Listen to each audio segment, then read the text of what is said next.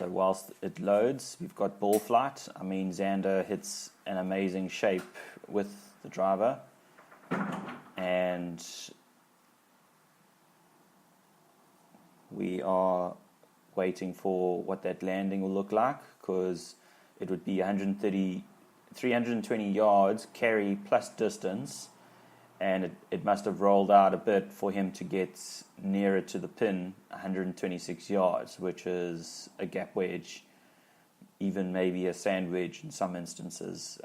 But for Xander, definitely his 50 degree. And we can even add a bit of sound. Let's do this. Let's do the sound. Let's see what the sound will be like. So Xander's setting up. Beautiful sound. I like the fact that you get the delay, because it tells you the distance that the spectator is. There it is.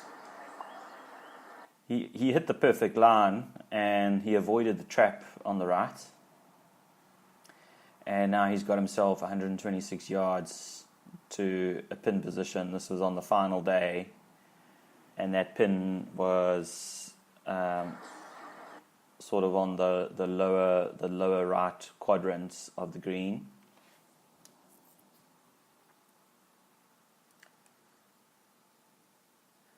So this is what we would do with Tiger in his post-round analysis.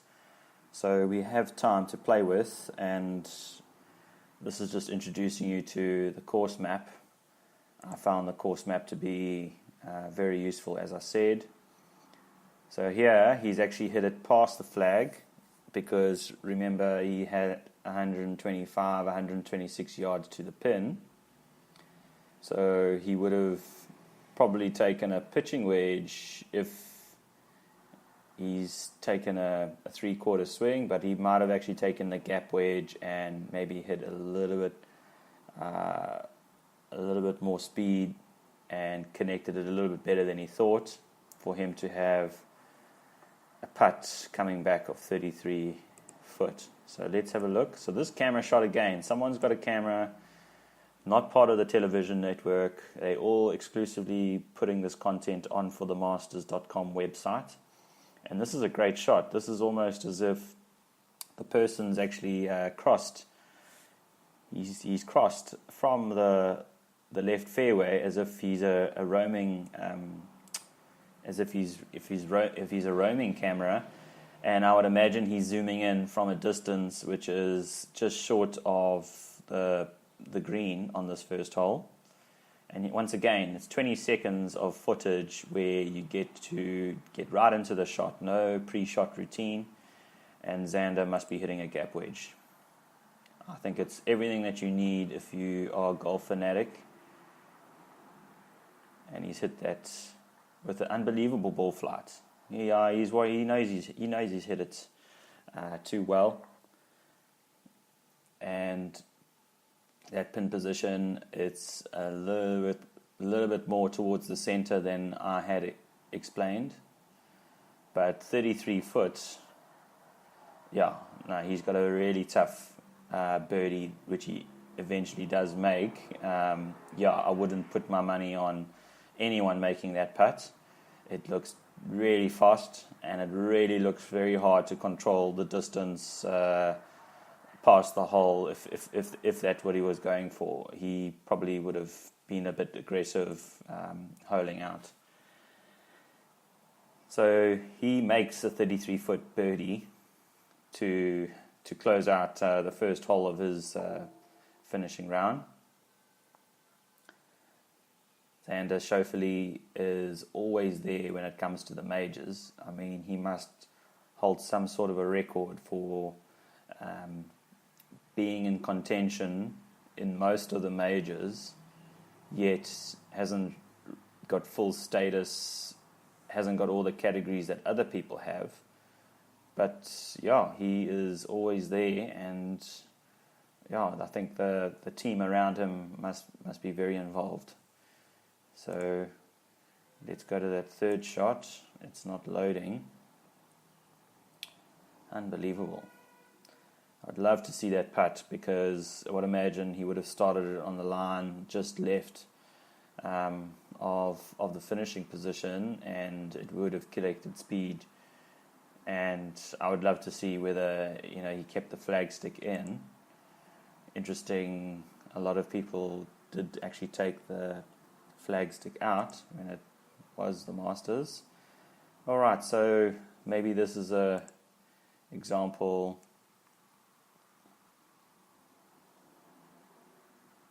Yeah, so it's moving on to hole number 2 now, because if it's got the green label surrounding the shot, it means they've got it on camera. So the birdie putt we will miss because the cameraman either was on another player or just didn't capture it. So we missed the birdie putt for Xander Schauffele. And then as you can see here, he's on hole number 2, pink dogwood, and he's about to definitely hit a draw, which he would really hope that he would have a second shot to this tough pin position.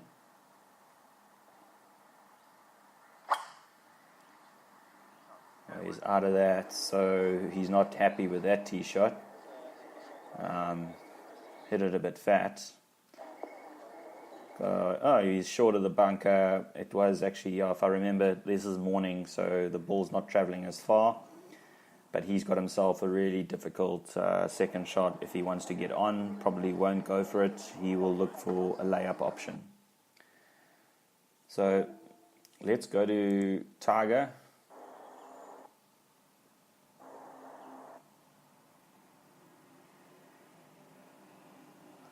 Well, here we've got a revelation. So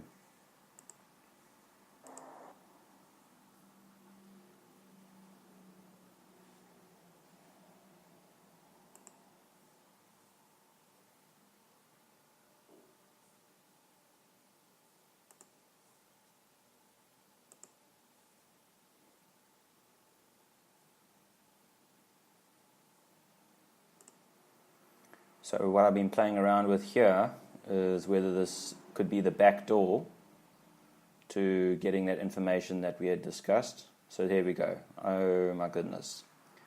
So if you want to know how to go to your players with the Masters coverage, this is the Thursday tee shot of Xander Schauffele.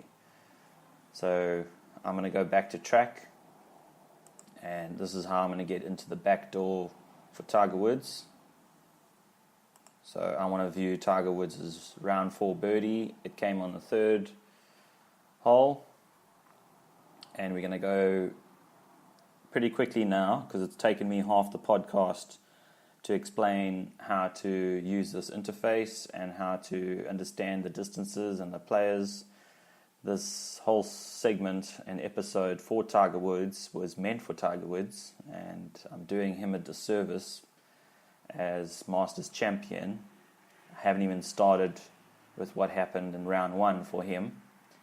So we have to do backdoor from what happened on the 3rd hole on round 4 to get back to some idea as to what happened to him on the Thursday. If this is not going to work, then please be kind and please bear with whatever connection I'm dealing with, or firewalls or conflict of software.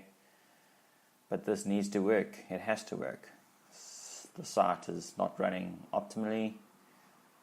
Probably will have to do another 2 or 3 episodes till I get this right. But Tiger Woods, really, in the context of the tournament, I watched that last round quite intensely, and I think most people would. But he had seemed to me a very confident man, knew what he was doing, didn't go for certain shots really intentionally. There were 2 moments where I thought he had actually given the tournament away, but it was definitely going to be Tiger Woods' Sunday. Really was great for the sport. It was great for the momentum that is definitely very strong on the PGA Tour. Also want to mention that at the time of this podcast, we're already 2 weeks, away from the Masters, and major season is truly upon us because US Open is coming. PGA Championship is going to be for the first time this year slotted in before the US Open, and you would imagine the Open becomes the last major of the turnaround season. All right, so hole number 3 on round number 4. It's not loading for Tiger. I think I'm going to have to call it, and it is what it is. But this is a fantastic way for someone who is following golf on social media and is controlling the demand for viewing. I think on-demand viewing is very much a reality. A lot of people choosing YouTube footage maybe over the conventional television coverage. This is how I see it happening. So I would be very happy to contribute to the space and be very involved when it comes to golf content and helping not just other people be in on the action, but also provide some sort of other dimension to the commentary. Especially from someone who is fanatical and is also trying to, be on the tour, but just be far enough so you don't get entangled with all the forces in that system. So it's, I guess, a bit of a safe place if you compare it to some of the other platforms.